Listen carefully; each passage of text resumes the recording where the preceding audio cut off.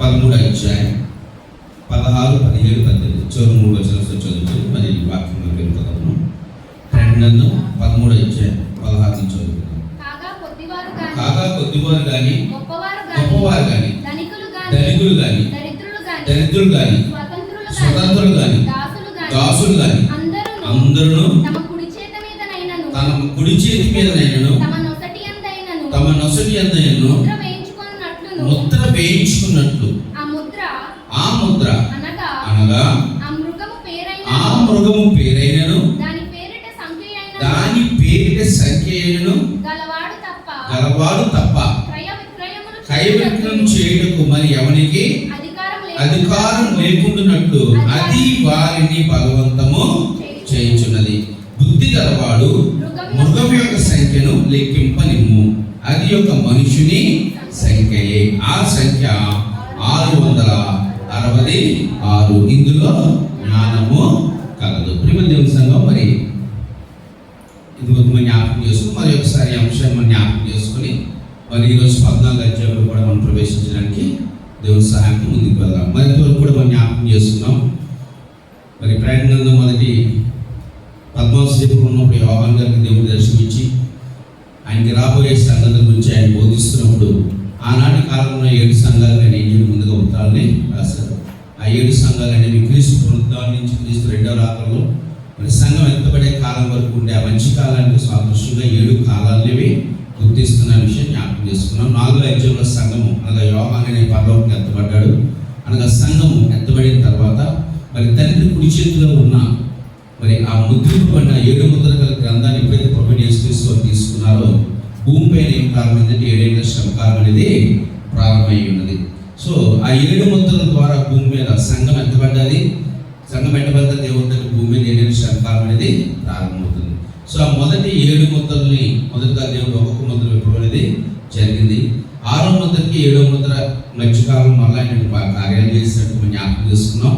తర్వాత ఆయన 7వ ముద్ర విప్పినప్పుడు మళ్ళా 7 బోరల తీర్పు అనేది ప్రారంభమైనది మనం జ్ఞాపకం చేసుకున్నాం. ఆ 7 బోరల్లో మొదటి 6 బోరల తీర్పు జరిగిన తర్వాత మళ్ళీ 6-7 బోరల మధ్యలో మళ్ళా దేవుడు ఇంకో 2 కార్యక్రమాలు చేసినట్టు మనం జ్ఞాపకం చేసుకున్నాం. తర్వాత ఆ 7వ బోర ఊదినప్పుడు మరి పరలోకంలో గొప్ప ఆర్భాటంతో ఒక దేవుడు రాజ్యం సమీపిస్తున్న ఆర్భాటాన్ని మనం తెలుసుకున్నాం. తర్వాత ఈ 12వ అధ్యాయం 13వ అధ్యాయం 14వ అధ్యాయం జాగ్రత్తగా ప్రకటన 12వ అధ్యాయం 13వ అధ్యాయం మరియు 14వ అధ్యాయం ఈ 3 అధ్యాయాల్లో కూడా కొంతమంది వ్యక్తుల్ని లేదా కొన్ని విషయాలు దేవుడు ఏం చేస్తాడంటే పరిచయము చేస్తున్నాడు. అంటే ఈ 7 శ్రమకాలంలో భూమి మీద జరుగుతున్న కొన్ని సంభవాల గురించి మనం ఏదైతే శ్రమకాలంలో శ్రమలు జరుగుతున్నాయో ఆ శ్రమల కాలంలో ఉండే కొంతమంది వ్యక్తులు ఏం చేస్తున్నాడంటే ఆయన ఈ 12, 13, 14 అధ్యాయాలు కొంత పరిచయ కార్యక్రమాన్ని దేవుడు జరిగిస్తున్నాడు. ఇప్పుడు ఏం జరుగుతుందంటే 7వ దూత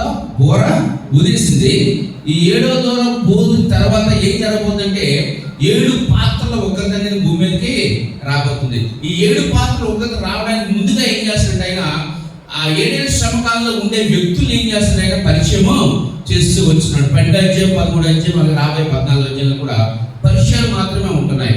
అయితే ఈ 12వ అధ్యాయం ప్రారంభంలో మనం ఎవరు చూసామంటే మొదటగా గర్భిణీ అయిన స్త్రీ. ఎవరు చూసామంటే గర్భిణీ అయిన ఒక స్త్రీ. ఎవరు గుర్తు? ఆ గర్భిణీ అయిన స్త్రీ దేని గుర్తుగా ఉందంటే ఇశ్రాయేలు జాతికి. ఆ స్త్రీ ఏం కాదంటే ఒక మగ శిశువు. ఈయన ప్రభువైన యేసుక్రీస్తు సాదృశ్యంగా ఉన్నారు. తర్వాత ఈ కనబోతున్న బిడ్డని ఆ తల్లిని పట్టుకోవడానికి ఎవరు తిరుగుతున్నారు అక్కడ? ఎర్రని మహా ఘట సర్పము. అది ఎవరంటే అపవాది అయిన సాతాను. ఎర్రని ఘట సర్పం అనేవాడు ఏం చేస్తున్నట్టు అక్కడ తిరుగుతున్నాడు. తర్వాత ఈ మగ శిశువులో ఉన్న శేషిత జనం అనగా క్రీస్తుని అంగీకరించిన నాటి ప్రజలకు సాదృశ్యంగా ఉంది. తర్వాత ఎవరు కనబడుతున్నారట? పరలోకంలో ఒక యుద్ధాన్ని మనం చూస్తున్నాం. ఎవరికి? ఘట సర్పానికి మరియు మిఖాయేలుకి. ఇంకో వ్యక్తిని పరిచయం చేసిన ఎవరైనా మిఖాయేలు. ఈ మిఖాయేలుకి ఘట సర్పానికి యుద్ధం జరిగినప్పుడు ఏం జరిగింది అంటే మిఖాయేలు అనేవాడు అతని దూతలు కూడా విజయం సాధించారు. అంతటా ఆ అపవాదిని ఎక్కడ త్రోయబడ్డాడు? ఆయన భూమి మీదకి త్రోయబడ్డాడు. అంతేకాకుండా వాడి సమయము బహు తక్కువగా ఉంది. కానీ వాడు క్రోధం కలిగి వాడు ఏం చేస్తున్నాడంటే భూనివాసుల ప్రతిదానం చేయడం వాడు ప్రారంభిస్తున్నట్టుగా అంత్యకాలం చివరి 3-4 శ్రమల కాలం అనేది విస్తృత స్థాయికి చేరుతుంది. అంటే మొదటి 3 సంవత్సరాలు అయిపోయిన తర్వాత ఈ అపవాది అనేవాడు ఏమవుతుందంటే భూమి మీదకి పడద్రోయబడుతున్నాడు. సో ఈ పడద్రోయబడుతున్నాడు. అంతేకాకుండా అయితే మొదటి 7 ఏళ్లలో మొదటి నుంచి చివరి వరకు ఉన్నవారు ఎవరంటే గర్భిణీ స్త్రీ ఉంది, క్రీస్తు శాస్త్రం ఉన్నారు, గడసర్పం ఉన్నాడు, నెక్స్ట్ పరలోకంలో మిఖాయిలు ఉన్నారు, ఇంకా ఇంకొక 2 వ్యక్తులు పనిచేసి ఎవరంటే సముద్రం నుంచి వచ్చిన ఒక క్రూరమగు. ఎవరని అనుకున్నాం మనం? అబద్ధ క్రీస్తు లేదా అంత్య క్రీస్తు లేదా క్రీస్తు విరోధి అనేవాడు. ఆయన ఎప్పుడు వస్తున్నాడంటే 7 శ్రమకాలం ప్రారంభంలో తెల్లని గుర్రం మీద మొదటి ముద్ర పెంచిన వాడు వాడే అంత్యక్రీస్తు. మొదటి 3 సంవత్సరాలు సమాధానం సాధించుకున్నాడు. ఈ 3 సంవత్సరాలు ఎవరు పడ్డారు భూమి మీదకి? అపవాది కూడా పడ్డాడు. ఆ తర్వాత ఏమవుతుందంటే వాడు రెండవ విధంగా ప్రవర్తించడం ప్రారంభిస్తాడు. ఎలాగంటే ప్రజల్ని తానే దేవుడిగా కనపరుచుకుంటూ అందరిని మోసం చేయడము ప్రారంభిస్తున్నాడు. ఇతను ఎవరు తోడవుతున్నాడు? ఇప్పుడు పడిపోయిన అపవాది కూడా తోడవుతున్నాడు. అపవాది మెయిన్ వాడు. వాడి ద్వారా ఏర్పాటు చేయబడిన వాడు ఎవరంటే అంత్య క్రీస్తుగా ఉన్నాడు. ఈ అంత్య క్రీస్తుతో పాటు ఇంకొక వ్యక్తిని కూడా మనం 13వ అధ్యాయం చూసి ఎవరంటే ఇంకొక క్రూరమగు. ఆయన పేరేంటా? అబద్ధ ప్రవక్త. అబద్ధ ప్రవక్త, అబద్ధ ప్రవక్త. చూడండి, ఘటసర్పము, క్రీస్తు విరోధి, అబద్ధ ప్రవక్త. ఈ ముగ్గురు ఎవరంటే అపవాది యొక్క త్రిత్వముగా ఉన్నారు. ఎవరంటే ముగ్గురు అపవాది యొక్క త్రిత్వముగా ఉన్నారు. తండ్రి, కుమార, పరిశుద్ధాత్మని ఎలాగైతే పరిశుద్ధ తత్వం ఉన్నారో ఈ మహాఘటసర్పమైన సాతాను వాడి చేత ఏర్పాటు చేయబడిన అంత్యక్రీస్తు, మూడోది ఆ అంత్యక్రీస్తు ద్వారా అధికారం పొందుకున్న మరొకడు ఎవరంటే అబద్ధ ప్రవక్త. సో ఈ ముగ్గురు కూడా 7 శ్రమకాలంలో ఈ భూమి మీద మరి వీరి యొక్క పాత్రను వాళ్ళు పోషిస్తూ ఉన్నారు. ఈ ఘటసర్పమైన వాడు ఏం చేస్తున్నాడట? పడిపోయిందట. ఈ క్రీస్తు రోజు 3 సంవత్సరాల తర్వాత వాడు ఏం చేస్తున్నాడంటే ప్రజలందరినీ మోసపరుస్తూ ఎవరిని ఆరాధన చేస్తున్నాడ? ఆ ఘటసర్పాన్ని ఆరాధించినట్లుగా వాడు మోసం చేస్తూ వచ్చినాడు. అయితే తర్వాత వచ్చిన ఈ అబద్ధ ప్రవక్త ఏం చేస్తున్నాడంటే ఈ అంత్యక్రీస్తు యొక్క అందరూ కూడా అంత్యక్రీస్తు ఏం చేయాలి? ఆరాధన చేయాలి, వారికి నమస్కారం చేయాలని చెప్పాడు. అంతేకాకుండా వాడి కోసం ఏం చేయడట? ఒక ప్రతిమను కూడా నిలబెడుతున్నాడు. ఆ ప్రతిమ ఏంటంట? మాట్లాడే ప్రతిమను పెట్టాడట. ప్రతి ఒక్కరు కూడా దానికి ఏం చేయాలి? నమస్కారము చేయాలి. చూడండి, అబద్ధ ప్రవక్త ఏమొచ్చి ఈ క్రీస్తు విరోధికి ఆరాధన చేస్తున్నాడు. క్రీస్తు విరోధి ఎవరు ఆరాధన చేస్తున్నాడంటే అపవాదైన సాతాను. త్రిత్వముగా ముగ్గురు ఏం చేస్తుంటే పని చేయించున్నాడు. అయితే ఈ రెండోసారి భూమి మీద వచ్చిన క్రూరముగా ఎవరు అనుకుంటే అబద్ధ ప్రవక్త. వీడు చేసే మొదటి పని ఏంటంటే అందరూ కూడా ఈ క్రీస్తు విరోధి ఏం చేయాలంటే వెంబడించాలి. రెండోది వారికి నమస్కారం చేయాలి. ఈ 2 పనులు చేస్తూ ఇక 3వ పని చేస్తున్నాడు. ఏంటో పని అంటే ఇప్పుడు మనం చదువుకున్నాం. ప్రయత్నంగా 13వ అధ్యాయం 16-17 పద్యాలు చూస్తున్నాం. ఏంటంటే ప్రతి ఒక్కరు కూడా పేదవారు, గొప్పవారు, చిన్నవారు లేరట. ప్రతి ఒక్కరు కూడా ఏం చేయరట? చదువుతాను ఒకసారి. తమ కుడి చేతి మీదనైనను తమ నొసటి యందైనను ముద్ర వేయించుకొని లాగున ఆ ముద్ర అనగా ఆ మృగము పేరైనను దాని పేరిట సంఖ్య అయినను గలవాడు తప్ప క్రయ విక్రయములు చేయుటకు మరి ఎవనికి అధికారం లేకుండానట్లును అది వారిని బలవంతం చేయును. అది వారిని ఎవరు బలవంతం చేస్తారు? ఈ అబద్ధ ప్రవక్త ప్రజల్ని బలవంతం చేస్తుంది. ఏమని బలవంతం చేస్తున్నాడంటే ఇగో ఈ క్రీస్తు విరోధికి మీరు ఆరాధించాలి, వాడికి మొక్కాలి, అంతేకాక వాడికి సంబంధించిన ముద్రను మీరు అందరూ కూడా వేసుకోవాలి. ఆ ముద్ర వేసుకుంటేనే ఏం జరుగుతాయట? క్రయ విక్రయాలు మీరు చేయగలుగుతారు. లేదంటే ఎవరు కూడా క్రయ విక్రయాలు చేయకుండా ఉండినట్లుగా వాడు బలవంతం చేస్తున్నాడు. ఏం వేసుకోమనట? ఒక ముద్రను వేసుకోమని వాడు బలవంతం చేస్తున్నాడు. ఏంటా ముద్ర అంటే ఆ కింద వచ్చిన చెప్తున్నా. ఆ ముద్ర 666. ఆ ముద్ర ఏంటంటే 666. అయితే ఇంతకీ ఈ ముద్ర ఏమై ఉన్నది?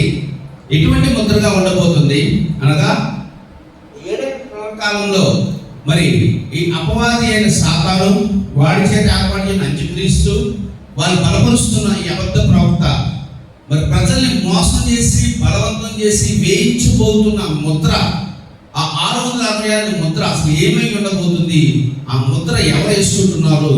ఆ ఆ యేసుకోవనే ముద్ర ఏ విధంగా ఉండబోతుందని కొన్ని విషయాలు మనం ఏం చేద్దామంటే జ్ఞాపకము చేసుకుందాం. అంటే బైబిల్లో ఆ ముద్ర ఎలా ఉంటుందో చెప్పాడు. ఆయన వేసుకుంటాడా, కుడి చేతి మీద కానీ నొసల మీద కానీ వేసుకుంటారు.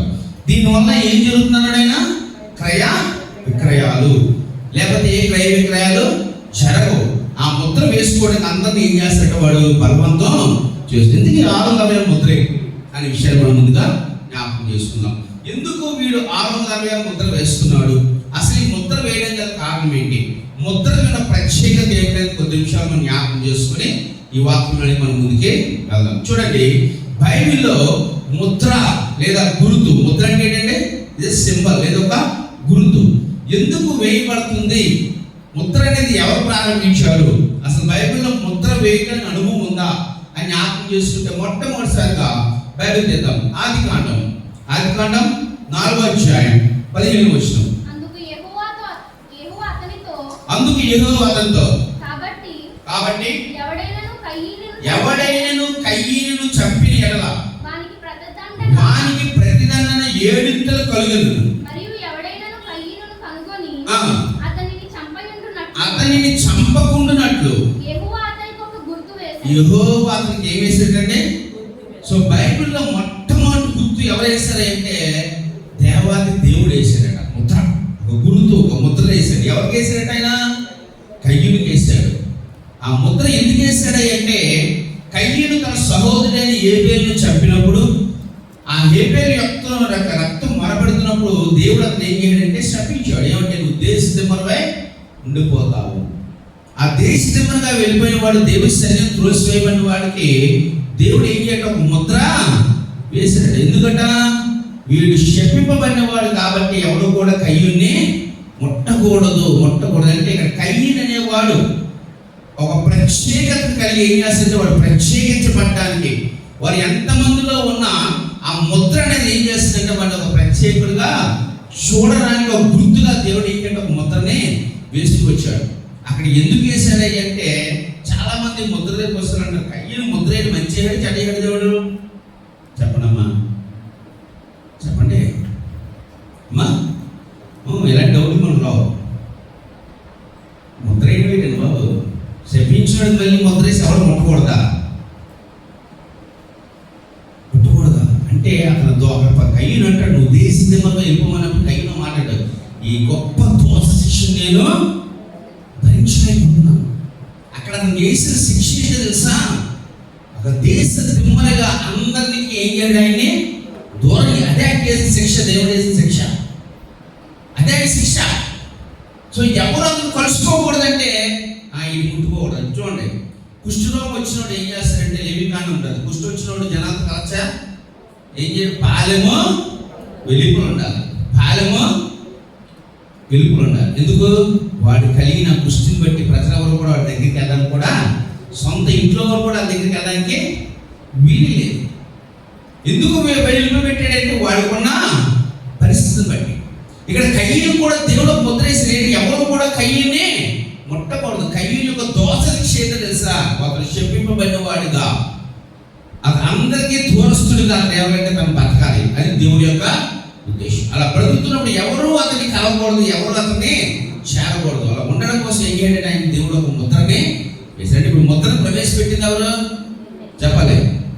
దేవుడే ప్రవేశపెట్టాడు. మొదటి ముద్ర ఎవరి మీద వేసాడంటే దేవుడు కయ్యూను మీద వేశాడు. ఇంకా ముద్ర దేనికి వాడబడుతుంది అంటే చాలా జాగ్రత్తగా, ఎప్పుడైతే మనందరం కూడా యేసుక్రీస్తు రక్షణలోకి వచ్చామో మనందరినీ కూడా దేవుడు ఏం చేస్తాడంటే ముద్రిస్తూ ఉన్నాడు. ఇప్పుడు మనందరికి కూర్చున్నట్టు మనందరికి ముద్ర ఉందా లేదా? ఆకులారా దేవుడు ఉన్న ముద్రగా లేకపోతే ఏ ముద్ర పడుతుంది? ఆ ముద్ర పడిపోతుందంట. కానీ ఆ ముద్ర కంటే ముందు దేవుడి పక్కన ఏం చేయడం? ఒక ముద్రనే వేశాడు. కయ్యూని కేవలం ఏంటంటే ఆ శాపాన్ని భరించడానికి ప్రత్యేక చేశాడు. కానీ ఎవరైతే దేవుని యొక్క విశ్వాసం నుంచి ఆయన రక్షించబడుతున్నారో వాళ్ళందరూ కూడా దేవుడు ఏం చేయడా ముద్ర అనేది వేశాడు. చూద్దాం, బైబిల్ తీద్దాం. ఎఫెసీయులకు రాసిన పత్రిక 4వ అధ్యాయం 30వ వచనం. దేవుని పరిశుద్ధాత్మను దుఃఖపరచకుడి, విమోచన దినము వరకు ఆయన యందు మీరు ఏమైపోయారండి? ముద్రింపబడి ఉన్నారు. ఎవరి ద్వారా ముద్రించాడు దేవుడు? పరిశుద్ధాత్మ ద్వారా మన దేవుడు ముద్రించాడు. అంటే ఇప్పుడు మన ముద్ర ఎవరు వేశారట? దేవుడు. ఎవరి ద్వారా ఏం చేయడట? పరిశుద్ధాత్మ ద్వారా మనల్ని ఏం చేయడం? దేవుడు ముద్రిస్తూ వచ్చాడట. చూడండి ఇంకో మాట, ఎఫెసీయులకు రాసిన మొదటి 1:13. ఎఫెసీ 1:13 అనగా మీ రక్షణ సువార్తను విని క్రీస్తునందు విశ్వాసం ఉంది. వాగ్దానం చేయబడిన దేని చేత కుదించబడమట? ఆత్మ చేత. ఏమయ్యామట? ఎప్పుడట? దేవుని యొక్క సువార్తను విని ఎప్పుడైతే విశ్వసించామో, ఎప్పుడైతే క్రీస్తుని మన రక్షకుడిగా అంగీకరించామో, వెంటనే దేవుడు మనందరికి ఏం ముద్ర వేశాడ? ఆత్మ చేత. వాగ్దానం చేయబడిన ఆత్మ చేత మనకి ఏం చేయడైనా ముద్ర వేశాడు. ఇప్పుడు మనం కూడా ఏం కలిగి ఉన్నాం? ఇప్పుడు దేవుని ముద్రనే కలిగి ఉన్నాం. ఎవరైతే సువార్తను విన్నారో, ఎవరైతే ఆయనకు విశ్వాసం ఉంచారో, ఎవరైతే రక్షణ సువార్తలోకి చేర్చబడ్డారో, వారందరూ కూడా దేవుడు ఏం చేయడట? తన ఆత్మ చేత ముద్రిస్తూ వచ్చాడు. ఇంకో మాట కొరింథీయులకు రాసిన 2వ పత్రిక 1వ అధ్యాయం 2వ వచనం. 2వ కొరింథీయులకు రాసిన పత్రిక 1వ అధ్యాయం 2వ వచనం. ఆయన మనకు ముద్ర వేసి మన హృదయంలో మనకు ఆత్మను సంచికరువును అనుగ్రహించి ఉన్నాడు. దేవునికి స్తోత్రం.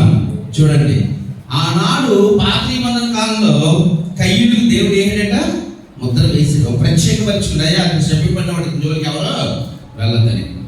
కొత్త నిబంధన కాలంలో ప్రభువైన యేసుక్రీస్తు యొక్క సువార్తని ఆయన రక్షకుడిగా అందించిన వారందరూ కూడా దేవుడు మళ్ళా ఇంకో ముద్ర వేశాడు. ఏ ముద్ర అది? పరిశుద్ధాత్మ చేత మనకి ఏం చేయటైనా ముద్రలు వేసుకున్నాడు. ఎందుకు ముద్ర వేశారంటే, వీళ్ళందరూ ప్రత్యేకించబడిన వారు, వీరు నా జనాంగము, వీరు నా సొత్తు. ఆ ముద్ర యొక్క ఉద్దేశం ఏంటో తెలుసా? వీళ్ళందరూ నా వారు, నా బిడ్డలు అని చెప్పి దేవుడు ఏం చేయాడంటే వాళ్ళందరికీ కూడా ఏం చేయట? ముద్ర వేసుకుంటూ వచ్చాడు. ముద్ర వేశాడు, మనందరికీ ముద్ర వేశాడు. ఆ ముద్ర వేయబడిన సంఘమే ఏమవుతుంది? ఇక్కడ శ్రమకాలానికి ముందు ఎత్తబడుతుంది. ఎవరైతే దేవుని ఆత్మచేత ముద్రింపబడ్డారో, ఎవరైతే దేవుని ఆత్మచేత, అందుకు ఫస్ట్ వాక్యం మనం చదువుకున్నాం కదా, ఏమన్నాడంటే ఆయన మొదలు విమోచన దినం వరకు ఆయన యందు మీరు ఏమయ్యారట? ముద్రింపు. ఎప్పటి వరకట? విమోచన దినం. ఎప్పుడు విమోచన దినం? ఎప్పుడైతే క్రీస్తు రెండవ రాక సంఘం ఎత్తబడి మనం ఏమన్నా విమోచింపబడిపోతున్నాం. అంటే దేవుని యొక్క ఉద్దేశం, ఆయన రాజ్యానికి వారసంగా మనం ఎప్పుడైతే ఎత్తబడుతున్న సంఘమో, ఆ విమోచన దినం వరకు ఆయన విశ్వాసం అందరూ కూడా ఏమి పెట్టడం? ముద్రింపబడి ఉన్నారు. అంటే ఇప్పుడు ఎవరైతే దేవుని చేత ముద్రించబడి ఆ ముద్రకు అనుసారంగా జీవించున్నారో వాళ్ళందరూ ఇప్పుడు ఎక్కడున్నారు? ఎక్కడున్నారు? సంఘం ఎత్తబడి ద్వారా. అంటే ఇప్పుడు కాదు, అక్కడ వాక్యంలో ఎక్కడున్నారో? 11వ అధ్యాయంలోనే. అప్పుడు వాళ్ళ సంఘం ఎత్తబడి ముద్రింపబడి ఎక్కడున్నారు? ఇప్పుడు ఎవరైతే భూమి మీద ఉన్నారో వాళ్ళు ముద్రింపబడిన వారా? చెప్పాలి కదా? కాదు. ముద్రింపబడి ముద్ర ప్రకారం ఆయన ఆత్మానుసారం నడిచిన వారందరూ ఎత్తబడ్డారు. ఎవరైతే ఆయన ముద్ర ఆత్మచేత ముద్రింపబడి కూడా జీవించలేదో వాళ్ళని కోల్పోతారు. గుర్తును కోల్పోయి ఎక్కడ పడ్డారు? భూమి మీద విడబడ్డారు. ఇప్పుడు భూమి మీద విడబడిన వాళ్ళకి దేవుడు ఏం చేయాడంటే మళ్ళా గుర్తులేని మళ్ళీ ప్రారంభించాడు. ఎప్పుడు? 7 శ్రమకాలంలో దేవుడు మళ్ళీ ఏం చేయడైనా 6వ ముద్రకి 7వ ముద్ర మధ్యలో ఏం చేయడం? వచ్చి భూమి మీద వచ్చి తన దూతను పంపి మరలా అందరికి ఏం చేయడంటే ఆయన ముద్రలు వేసి. ఎవరాలు? 1,44,000 మందికి. చూడండి, ముద్రింపడ్డ సంఘం ఎక్కడుంది? ఇప్పుడు ఎత్తబడ్డది భూమి మీద. ఎవరు అంటే దేవుడు విశ్వసించిన ఇశ్రాయేలు ఉన్నారు, అన్యులు ఉన్నారు, దేవుడితో అవిశ్వాసంగా జీవించిన వారు ఉన్నారు. వీరిలో దేవుడు ఏం చేస్తున్నాడంటే ఎవరైతే ఆయన కోసం ఉన్నారో అన్యుల్లో ఉన్నవారిని ప్రత్యేకపరుచుకుంటున్నాడు. ఇశ్రాయేలు ఉన్న వారు కూడా ఏం చేస్తాడైనా ముద్రలు వేసేస్తున్నాడు. ఇప్పుడు మిగిలిపోయిన వాళ్ళందరూ ఎవరు? మిగిలిపోయిన వాళ్ళందరూ ఎవరు? ఏ ముద్ర? ఇప్పుడు ఈ ముద్రలు ఎవరు వేయాలంటే వాళ్ళని కూడా అమ్మ ఆల్రెడీ ముద్రింపడానికి పైకెక్కిపోయారు. ఇశ్రాయేలు లక్షణాలకు దేవుడు ముద్రించారు. ఇప్పుడు వీళ్ళనే నేనేం చేసుకోవాలి? సంపాదించుకోవాలి. కాబట్టి వీళ్ళందరూ ఎవరు? నావారు, నావారు, నావారు, నావారు, నావారు అని చెప్తూ వాళ్ళందరికీ ఏమి వెళ్తున్నట్టు వాడు?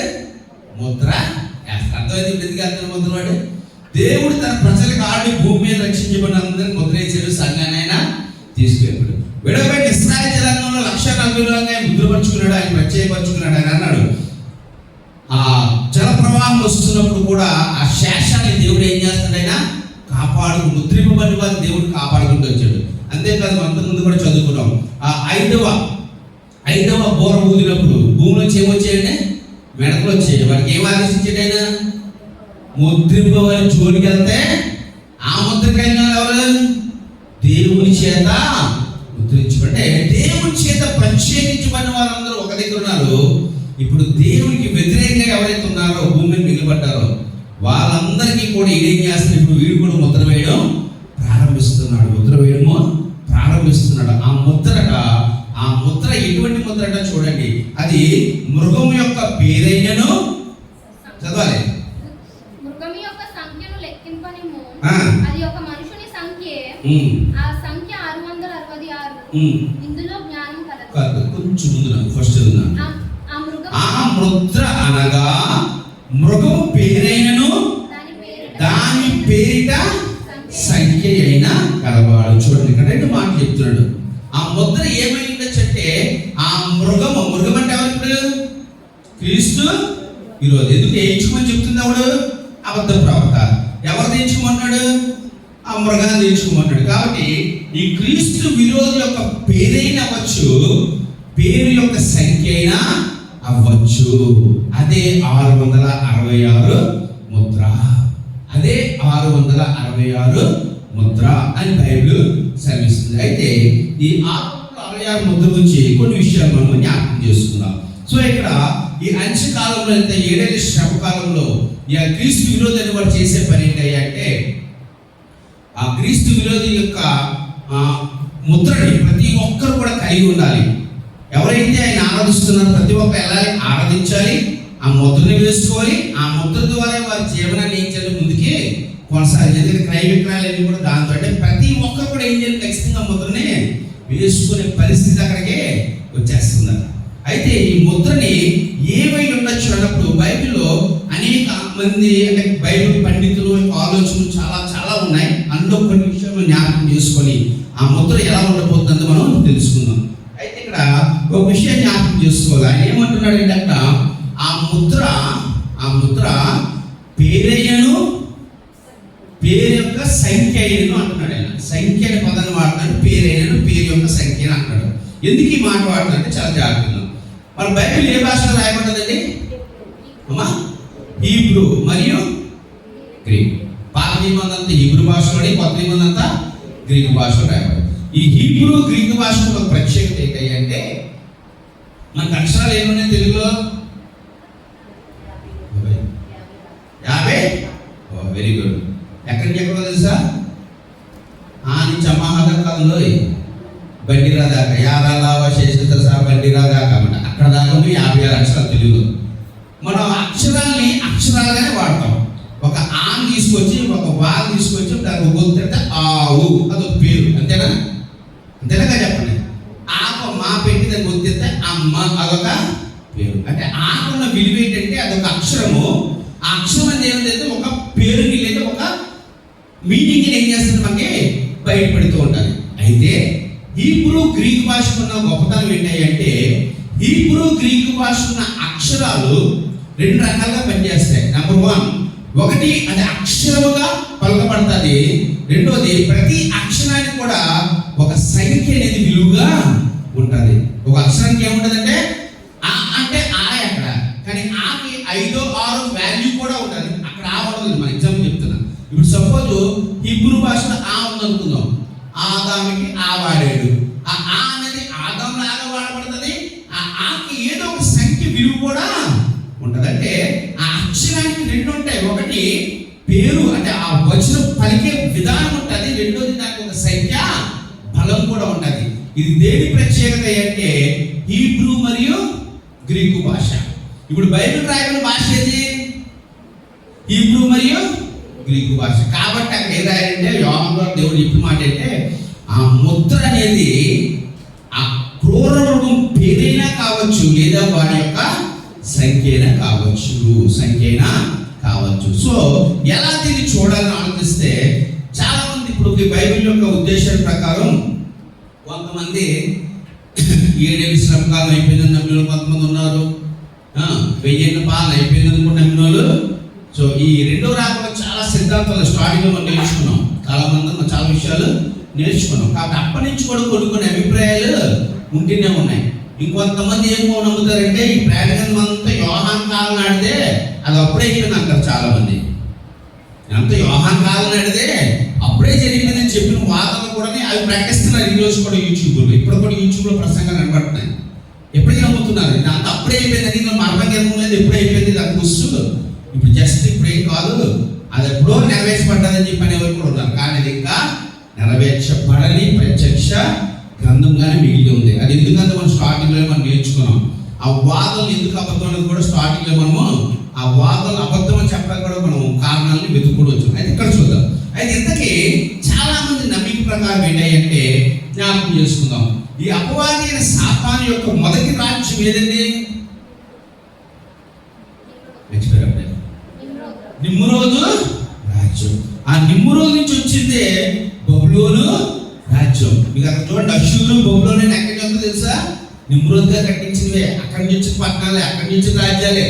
సో సాతాను రాజ్యం యొక్క ప్రారంభికుడు లేదా మొదటిగా ఆయన విలువేసింది ఎవరంటే, అతను విలువించింది ఎవరంటే, వాడుకున్నది ఎవరంటే నిమ్రోదు. నిమ్రోదుకి తండ్రి పేరేంటి చెప్పాలి? నిమ్రోదు తండ్రి పేరేంటండి? కూష్ కుమారుడైన నిమ్రోదు. ఏ పేరైంది? కూష్ కుమారుడైన నిమ్రోదు. ఈ నిమ్రోదు అనే పేరుని కానీ హెబ్రీ భాషలో రాసాం అనుకోండి, ఎవరి పేరుని? ఎవరండి? నిమ్రోదు అనే పేరుని హెబ్రీ భాషలో రాస్తే ఆ పదాల యొక్క సంఖ్య విలువ ఎంత తెలుసా? 666. నిమ్రోదు అనే పేరుకి హెబ్రీ భాషలో రాసి ఆ ఒక్కొక్క పదానికి ఉన్న విలువ కడితే ఆ వచ్చే మొత్తం సంఖ్య ఎంత తెలుసా? 666. సో చాలా మంది ఆ వచ్చేవాడు నిమ్రోదు స్వభావం కలవాడు, అందులో డౌటే లేదు. వాడు కూడా సాతానుగా ఉంచాడు, కాబట్టి వచ్చినోడు కూడా అటువంటి వాడు. అంటే ఆ వచ్చేవాడు నిమ్రోదు ఆత్మను మళ్ళా తీసుకొస్తాడు. ఎవడైతే అంత్యక్రీస్తున్నాడో అంత్యక్రీస్తులకు వచ్చేది ఎవరిదైతే నిమ్రోదు ఆత్మ ఉంటుంది అని కొన్ని బైబిల్ ప్రొఫెసర్స్ కూడా తీసి కొంతమంది చెబుతూ ఉంటారు. కాబట్టి అది వాడి పేరే అవుతుంది. అంటే చూడంటే మనం వేసుకున్న ముద్ర యొక్క, వాళ్ళు వేసుకున్న ముద్ర అనేది 666 అని ఒక నెంబర్గా చూడక్కర్లేదు. ఆ నెంబర్ వెనకాల ఏమంటే కొన్ని పేర్లు కూడా దాగి ఉన్నాయి. సపోజ్ ఈ నిమ్రోద్ అనేది ఎబ్రీ భాషలో రాస్తే వచ్చే పేరేంట చెప్పలేంటిది? 666. అంటే నిమ్రోద్ రాసి ఎబ్రీ భాషలో రాసిన విలువ సంఖ్య ఎంత టోటల్ ఎంత అవుతుందంటే 666. అంటే కాబట్టి ఆ వచ్చేవాడు నిమ్రోద్ వంటి స్వభావం గల వాళ్ళ ఆత్మగల వాడి నుంచి వారి పేరుని ముద్రగా వేసుకోవచ్చు అనేది ఒక ఆలోచన. ఇంకొంతమంది ఆలోచన గ్రీకు రోమా చక్రవర్తి అయిన సీజర్, నీరో చక్రవర్తి. నీరో తెలుసు కదండి, ద మోస్ట్ బ్రూలియన్ మ్యాన్. ఈయన న్యూరో ద సీజర్ అంటారు పేరు, సీజర్ న్యూరో. ఇతని పేరు కూడా మనం హెబ్రీ భాషలోని కానీ మార్చితే ఆ సంఖ్య మొత్తం ఎంత అంటే 666.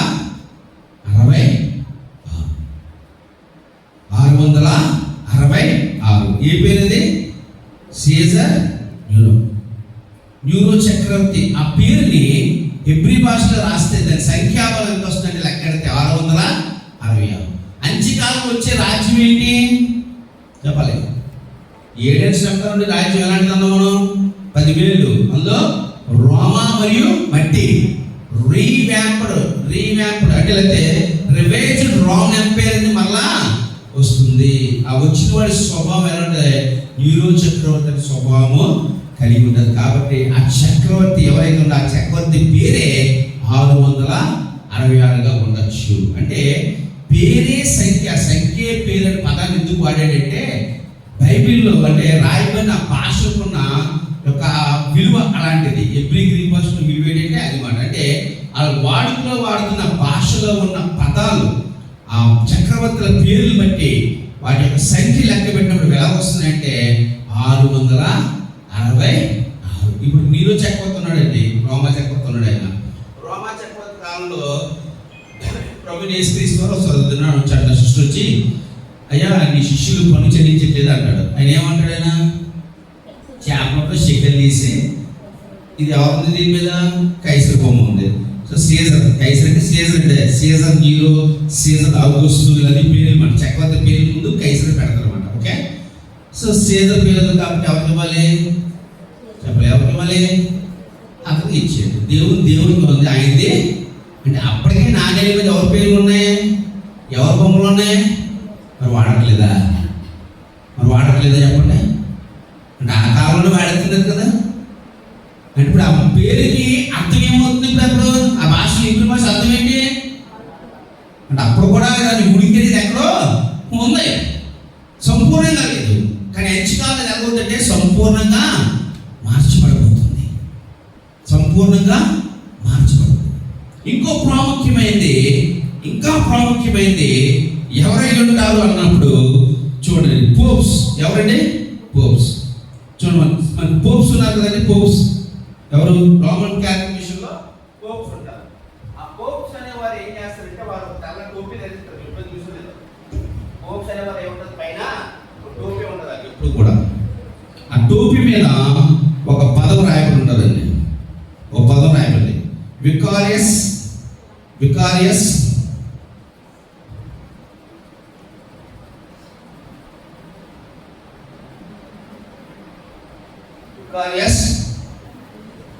ఫిలిడి.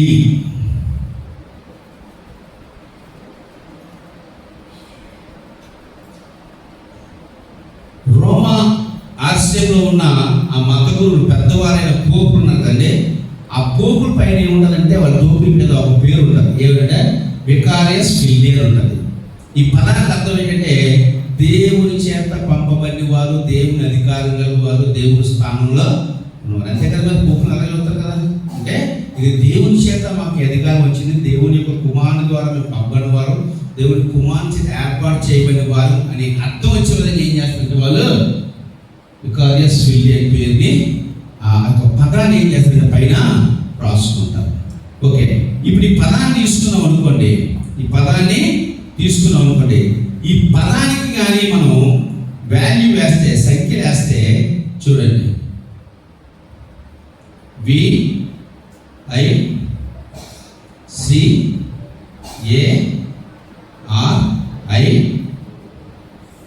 ఇంతేనమ్మా? అక్కడ స్పెల్లింగ్ US. నెక్స్ట్ FIL అయ్యే కదా, డబుల్ ఐ. Next DEI.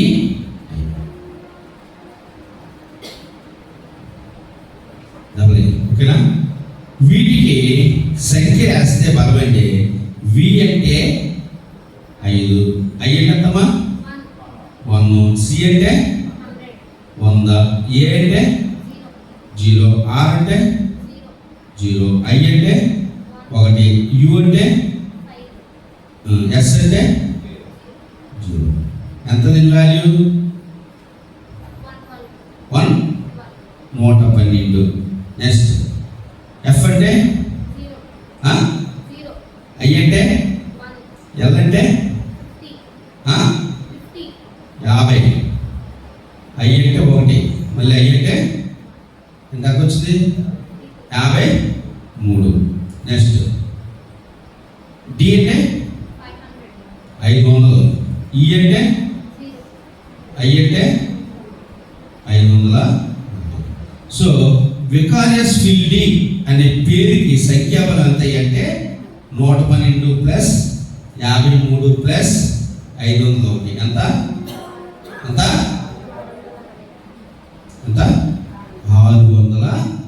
అంటే ఇప్పుడు వాళ్ళందరి తరపున ఏముంది? అదే ఉంది. ఆల్రెడీ ఎక్కువ మంది ఏం నమ్ముతారంటే అంత్యక్రీస్తు అనేవాడు ఎక్కడి నుంచి వస్తారంటే పోపై ఉండొచ్చు బలంగా నమ్మడానికి కారణం ఏంటంటే ఇది ఒక కారణం. ఎక్కువ మంది నమ్మేది ఏంటంటే ఆ అంత్యక్రీస్తు అనేవాడు ఎవరై ఉంటారంటే పోపై ఉండవచ్చు అని బాగా ఎక్కువ నమ్ముతారు. ఎందుకంటే పోపులు ఏం చెప్తారు? శాంతి. అంతే కదా.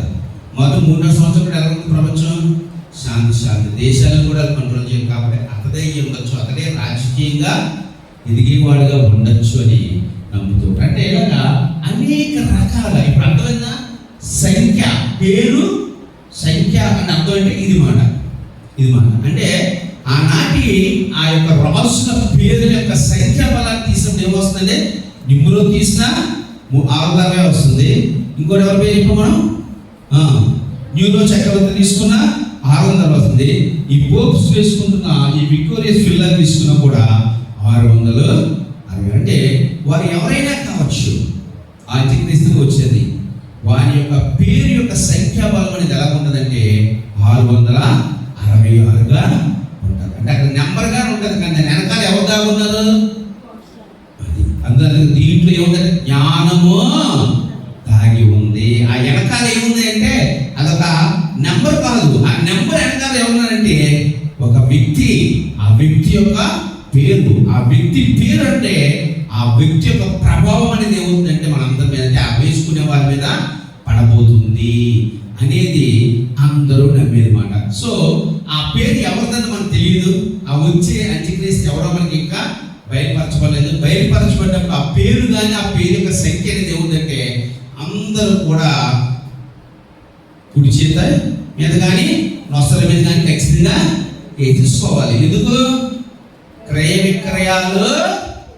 అది మెయిన్, అది మన లావాదేవీలు జరగవు. బతకాలంటే క్రయ విక్రయాలు ఉండాలి, క్రయ విక్రయాలు ఉండాలంటే ముద్ర ఉండాలి. ఎవరి పేరు ఉందిలే, జస్ట్ ఏదో ముద్రే కదా, కానీ అందులో జ్ఞానం ఉంది. ఏంటట, దాని వెనకాల ఒకరి ప్రభావం ఉంది, ఒకరి పేరు దాగి ఉంది. అయితే ఎలా అయిపోతున్నారు అని మనం జ్ఞాపకం చేసుకుంటే, ప్రస్తుతం ప్రపంచం అంతా చాలా స్పీడ్గా పరిగెడుతుంది. అంత స్పీడ్ అంటే అంత డిజిటల్ టెక్నాలజీ ఎంత అద్భుతంగా ఉందంటే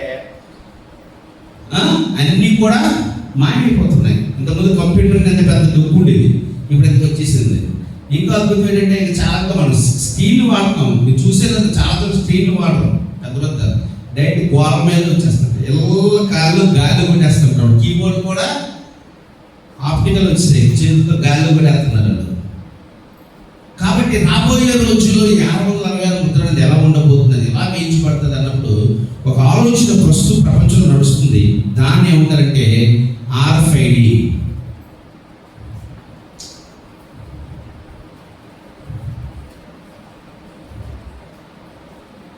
RFID చిప్స్ అనేవి ప్రజెంట్ బహు ప్రాచుర్యం ఉన్నాయి. ఏంటి RFID అంటే radio frequency identification number. Radio frequency identification number అంటే ఈ RFID ఒక చిన్న చిప్ అనేది అనమాట. దీన్ని ఏం చేస్తారు అంటే ఒక వ్యక్తి యొక్క మొత్తం సమాచారం అంతా ఎందులో ఉంటుందంటే ఆ RFIDలో ఉంటుంది. దాన్ని తీసుకొచ్చి ఏం చేస్తారంటే దానికి రెండే ప్లేసులు శరీరంలో ఎక్కడ వేయాలని చెప్పి సైంటిస్టులు చాలా సంవత్సరాల నుంచి ప్రయోగాలు చేస్తే ఇలాంటి చిప్ రీసెర్చ్ చేయాలంటే మానవ బాడీలో రెండే ప్లేసులు అనుకున్నాడు. ఒకటి ఎక్కడట, ఇంకోటి ఎక్కడట. ఎప్పుడో 4,000-2,000 సంవత్సరాల క్రితం దేవుడు ప్లేస్ రాశాడు ఆయన.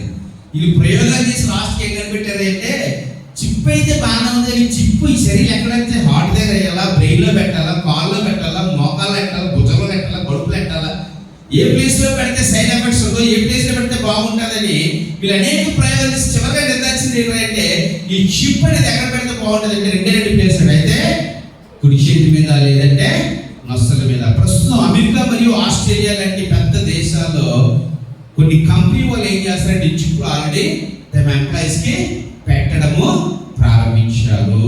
అంటే తెలుసా, వాళ్ళు మొత్తం హిస్టరీ అంత ఎందులో ఉంటుందంటే ఇందులో ఉంటుందన్నమాట. ఇక్కడ చిప్ వేస్తారు అందులో ఉంటుందన్నమాట. వాడు బ్యాంక్ వెళ్ళా ఏంటి అంతే కూరగాయలు కొనిస్తాడు. ఇప్పుడు ఏం చేస్తాం, స్కాన్ చేస్తాం. స్కాన్ అక్కర్లే, జస్ట్ ఇలా అంటాడు అంతే, అయిపోతుంది, పేమెంట్ అయిపోతుంది. అన్ని చెప్తే అన్ని చేసి అంటే అన్ని లావాదేవీలు కూడా ఏమవుతుందంటే దాంతో ఇప్పుడు అలాంటి సౌలభ్యం వచ్చిందంటే వద్దంటాం. చెప్పండి, మనం వద్దంటామా, చెప్పండి అమ్మా అంటావా,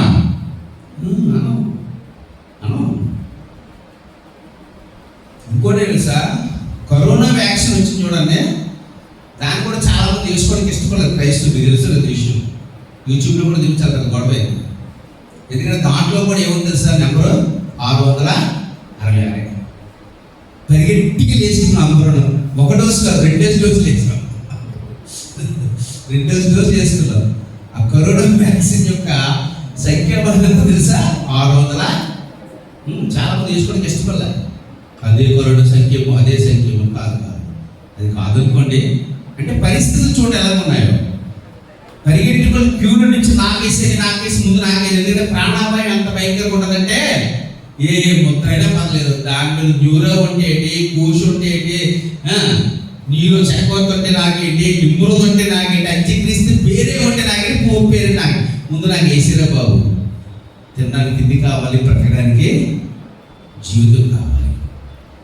కాబట్టి అది ఏ విధంగా మనం ఎదుర్కోబోతున్నాం అంటే ఆల్రెడీ చాలా ఎదుర్కొన్నాము, చాలా వాటిని మనం ఆహ్వానం చేసాము. ఒకవేళ ఖచ్చితంగా కానీ 7 శతకాలలో మిగిలిపోతే కళ్ళు మూసుకుని దాన్ని కూడా అంగీకరించేస్తాం.